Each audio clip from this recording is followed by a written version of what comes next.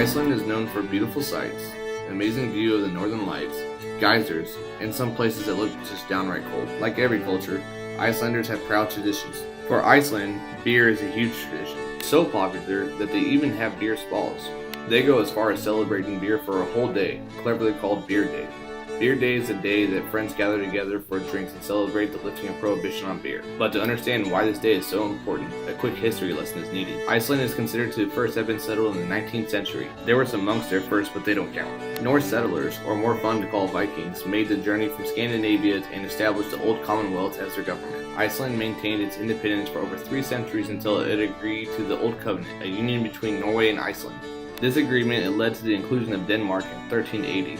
This agreement was maintained fairly calm until the mid-19th century when nationalist movements, both liberal and conservative, came to Iceland in the post-Napoleonic time. Icelanders began to lean towards a conservative collectivism in response to liberal movements that were seen across Europe, especially in Denmark. Attempting to preserve the status quo, efforts were made to maintain order in society. A temperance movement came to Iceland at the time of the Icelandic independence movement, and since beer was associated with Denmark, it was labeled as unpatriotic. In 1908, Iceland took a vote and determined to outlaw alcohol, and in 1915 the law went into effect. This total prohibition was shortly-lived. In 1921, a partial lift was made due to threats of boycotting for the salted cod industry, Iceland's #1 export from Spain and Portugal.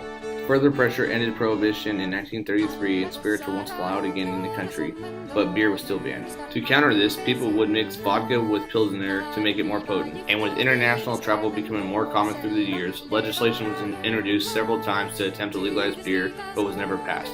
This changed in 1985 when the Minister of Justice prohibited adding legal spirits to non-alcoholic beer. With the public outrage, Iceland's parliament voted 13-8 to end the prohibition on the island.